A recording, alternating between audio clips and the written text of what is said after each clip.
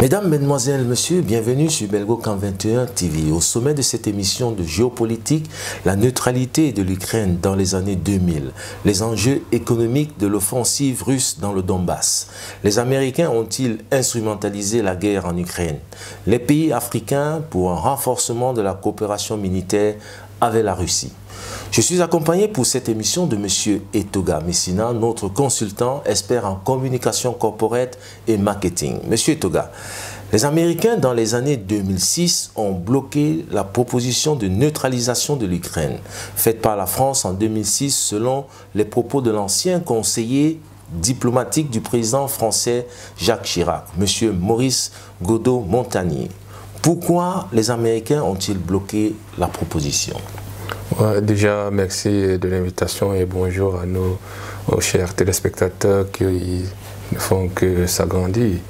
Et pour répondre à votre question, dans le fond, on peut observer par là que oui, l'Ukraine, les activités au niveau de l'Ukraine ont été bloquées.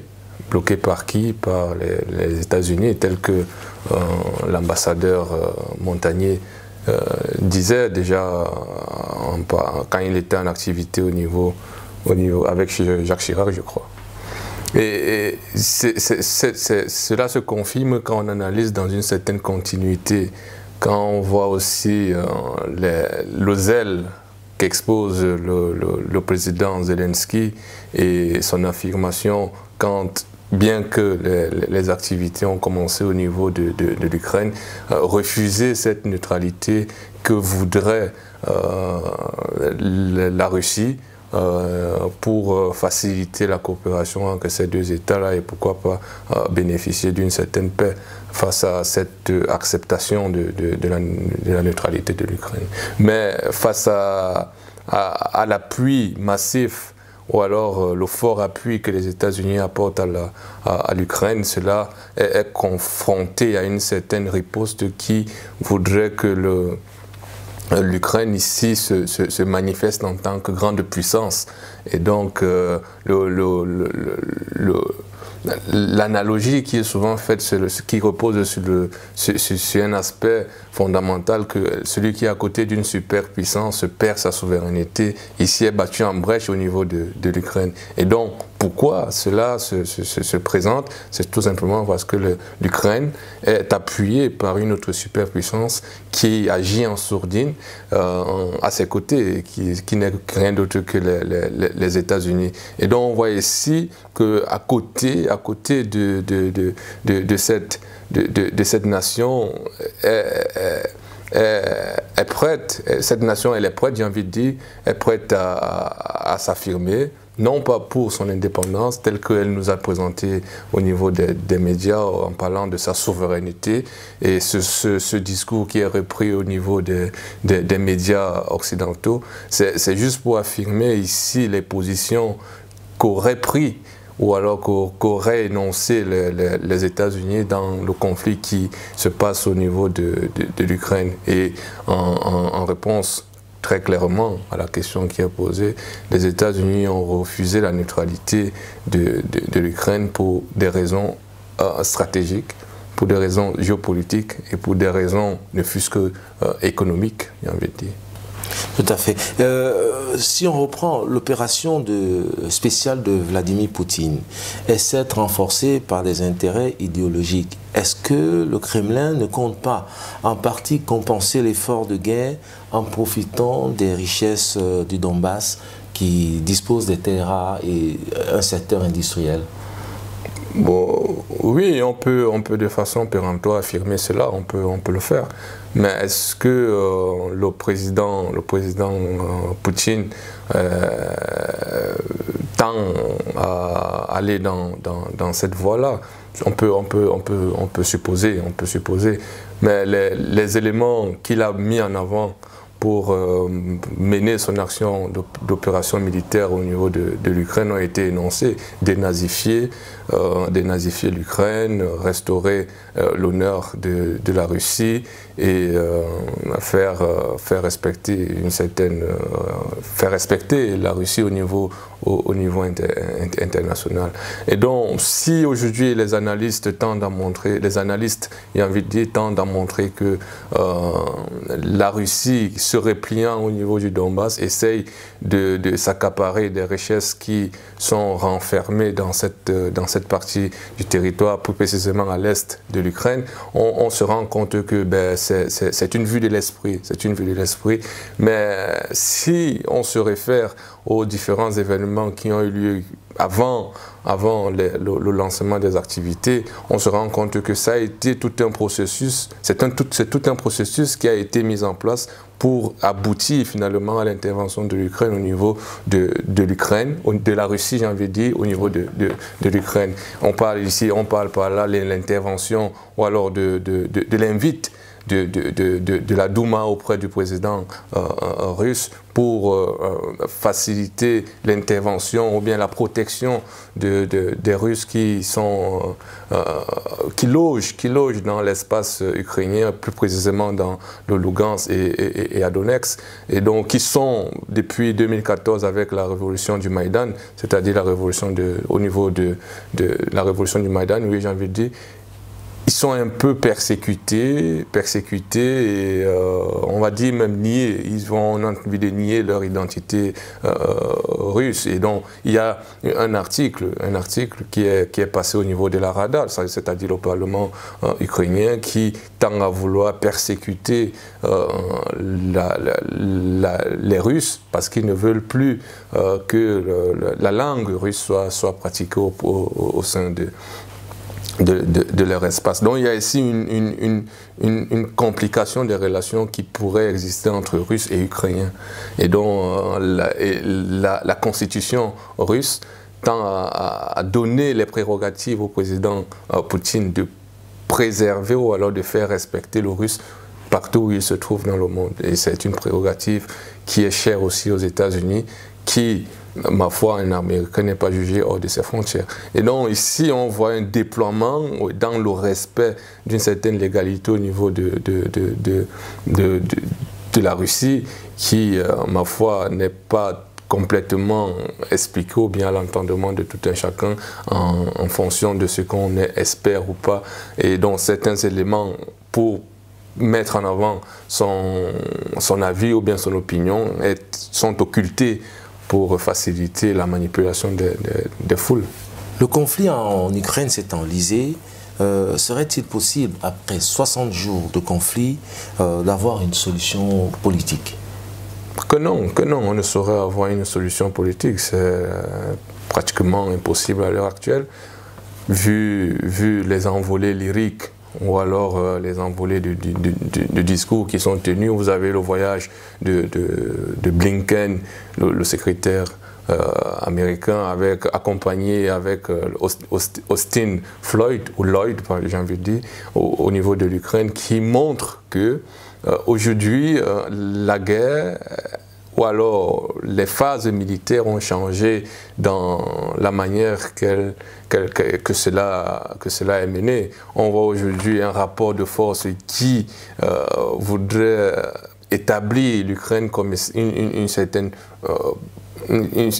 rivalité avec un certain rival avec la Russie, qui au départ était considéré comme un petit poussin, mais l'évolution de la guerre montre qu'aujourd'hui la résistance ukrainienne est fondée. Et donc aujourd'hui on aspire à voir l'Ukraine gagner la guerre. Et donc d'où le discours que le ministre de la Défense américain a tenu au niveau de l'Ukraine. Et donc ici le discours politique qui voudrait apporter la paix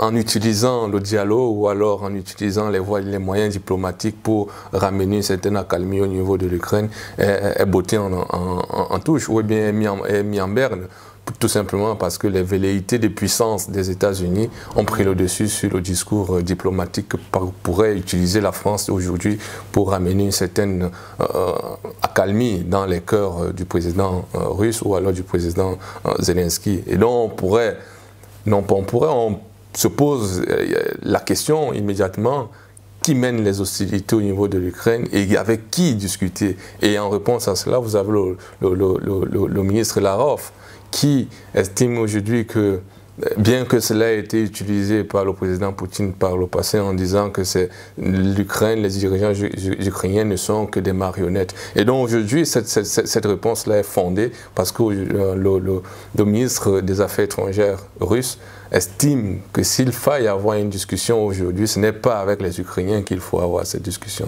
La présence du secrétaire général des Nations Unies en Ukraine et en République de Russie? Je suis au regret peut-être de le dire, mais ce n'est qu'une présence pour montrer l'existence une fois de plus de cette organisation qui ne sert à rien. C'est juste pour magnifier que oui, vous savez, on existe toujours, hein, ne faites pas ce que vous pensez, on existe. Mais en soi, c'est un mécène qui vient une fois de plus porter le discours que voudraient imposer les États-Unis sur le reste du monde.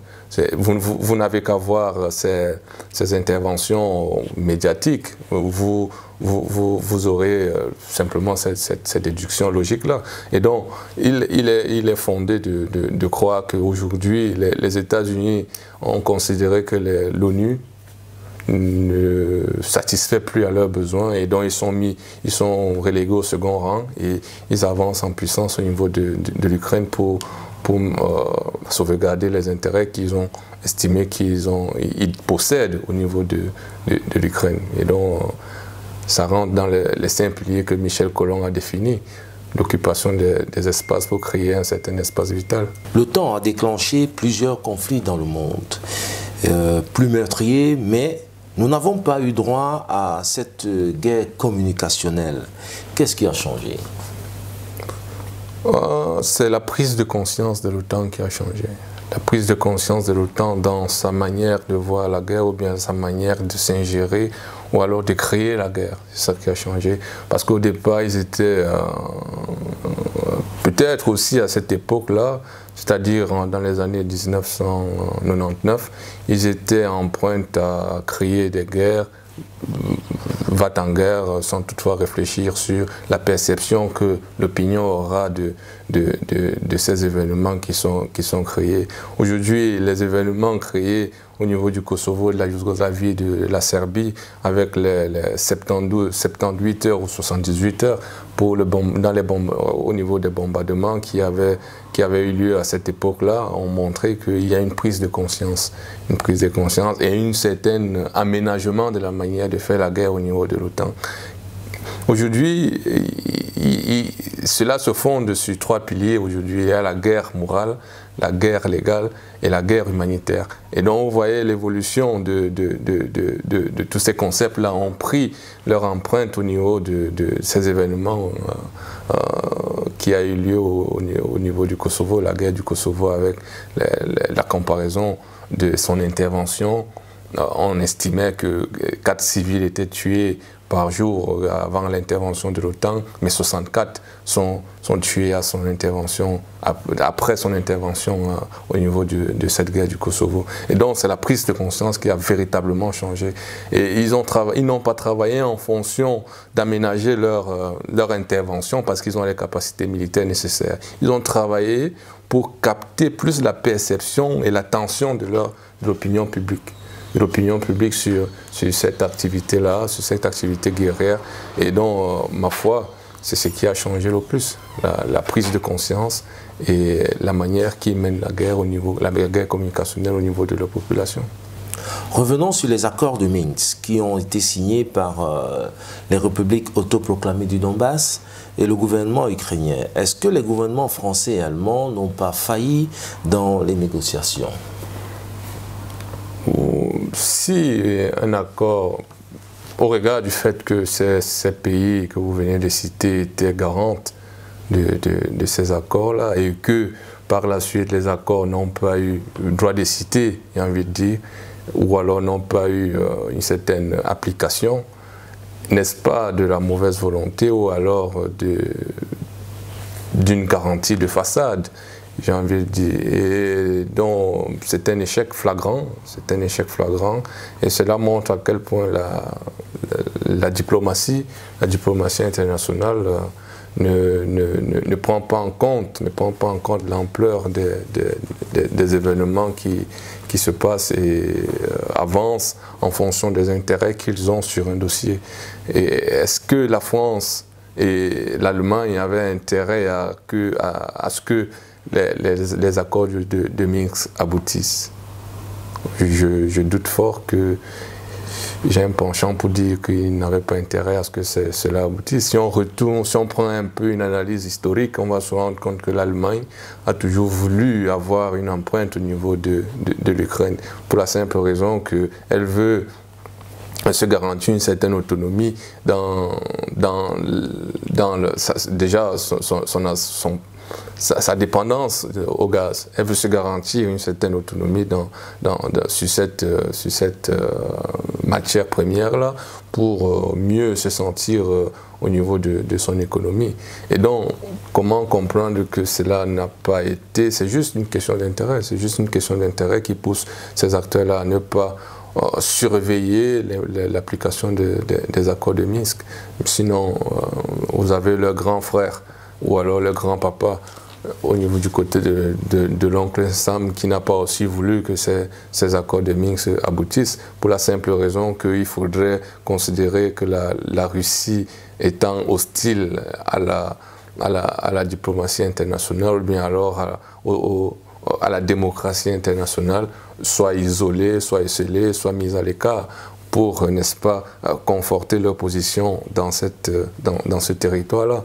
Et donc vous avez tout ça, mais au niveau européen, je crois que c'est né de la mauvaise foi de ces deux États-là à garantir ces accords de Minsk-là. Mais est-ce qu'ils avaient les capacités nécessaires quand on sait bien que les Américains sont derrière pour agir dans l'ombre? Ukraine has biological research facilities, which, in fact, we are now quite concerned Russian forces may be seeking to gain control of. So we are working with the Ukrainians on how they can prevent any of those research materials from falling into the hands of Russian forces should they approach. Les États-Unis, pour attaquer l'Irak, avaient affirmé que Saddam Hussein disposait des armes à destruction massive. La Russie affirme avoir trouvé des armes à matériel biologique développées à des fins militaires appartenant aux Américains en Ukraine. L'on peut se poser la question, pourquoi les Américains ont choisi l'Ukraine? Oui, c'est une question qui est logiquement posée, pour la simple raison que, historiquement, quand on regarde l'histoire de la volonté des États-Unis à intégrer l'espace d'antan qui était l'ex-Union soviétique, elle a des appétits, et comment elle le fait, c'est ce qui est intéressant ici. Et cela me permet de mettre en lumière certains acteurs venant des États-Unis qui ont vocation à implémenter cette politique d'expansionnisme que l'Amérique voudrait étendre sur le monde, ici en particulier au niveau de l'Ukraine. On a Nolan Victoria, qui est à l'époque en mission au niveau de l'Ukraine, pour implémenter, n'est-ce pas, l'idéologie selon laquelle les valeurs occidentales ont cours de cité au niveau de l'Ukraine, et que ces valeurs-là sont adoptées par le peuple ukrainien ou alors de l'ancienne obédience de l'Union soviétique. Et à travers cela, il y a une affirmation à la fondation américano-ukrainienne selon laquelle 5 milliards de dollars ont été dépensés pour donner corps aux aspirations ukrainiennes à adopter cette philosophie qui portent les valeurs européennes à ce moment-là. On est alors dans les années 2014. Et en 2014, on avait le point d'achoppement de la révolution de la dignité ou alors de la révolution du Maïdan qui est mise en valeur, qui est mise en branle, qui fait tomber par là le président Yanukovych. Quand on parle du président Yanukovych, on voit, n'est-ce pas, ici ce double jeu qu'il a eu avec l'accord portant association de l'Union européenne et l'association de l'Union européenne et de son pays qu'est l'Ukraine. Il s'est aventuré et puis avec la pression de Poutine ou alors de Moscou, il s'est ravisé sur cet accord-là. On est en 2012 à cette période-là. Si on évoque ici nos Land Victoria, c'est aussi pour exprimer, n'est-ce pas, le fait que au niveau du Sénat américain, elle a eu à affirmer, alors là, elle a affirmé que oui, en Ukraine, il y a des installations à velléité biologique qui sont installées au niveau de l'Ukraine. Elle a affirmé cela au niveau du Sénat quand, je crois, un sénateur lui posa la question: est-ce qu'il y a des hôpitaux biologiques au niveau de l'Ukraine? Elle a affirmé de façon mordicus que oui, cela existe. Et c'est pour la recherche au niveau des armes, pas des armes, j'ai envie de dire, mais de la recherche biologique. Mais si on remonte dans le temps, on a aussi en 2009 la création d'une société qu'on appelle Rosenman Seneca, qui est, n'est-ce pas, une firme mise en place par Hunter Biden, qui vous avez, n'est-ce pas, deviné de qui il est issu, le président des États-Unis. Et ils fondent cette société-là avec quelques partenaires, à l'instar de Archer ou alors de Christopher Heinz, qui est lui le beau-fils de John Kerry. Et à travers cela, en 2014 toujours, cette date-là, il faut la retenir, en 2014, Joe Biden et Archer essayent d'intégrer le conseil d'administration d'une firme qu'on appelle Burisma. Elle fait dans l'exploitation minière avec prégnance au niveau de l'Ukraine. Et en 2014, il y a aussi une divergence d'opinion au niveau du partenariat qui lie Hunter Biden et Christopher Heinz, pour la simple raison que Christopher Heinz estime que en allant vers cette direction-là, c'est-à-dire s'associer avec Burisma, il y a un risque de réputation qui pèserait sur leur association. Donc il y a un clivage à ce niveau-là qui est né, et d'où l'implication même de la société de Hunter Biden dans le financement j'ai pas envie d'aller vite en besogne en disant armes bactériologiques ou bien biologiques, oui. Mais il y a eu un certain financement dans ce sens-là au niveau de l'Ukraine qui a été fait par Hunter Biden et au niveau de la Burisma. Maintenant, là on n'est pas encore dans le qualificatif qu'on pourrait apporter pour dire finalement que oui, c'est un financement qui sera fait pour mener des recherches dans le sens biologique. Il y a un lien qu'il faut mettre ici en branle, et ce lien-là, c'est la Metabiota, qui est une firme aussi qui fait, comme son nom l'indique, dans le domaine sanitaire, et qui est à la tête de cette institution-là, c'est tout simplement Wolf, Nathan, si mes souvenirs sont exacts, on l'appelle aussi le chasseur de virus. Et quand vous faites ce lien-là, vous comprenez que oui, à ce moment-là, il est fort plausible d'affirmer avec beaucoup de véhémence que les États-Unis, par une extrapolation de ces implémentations au niveau économique dans le développement des affaires, essaye de financer certaines activités qu'on qualifierait de néfastes pour la paix ou alors pour la construction d'une certaine harmonie des peuples.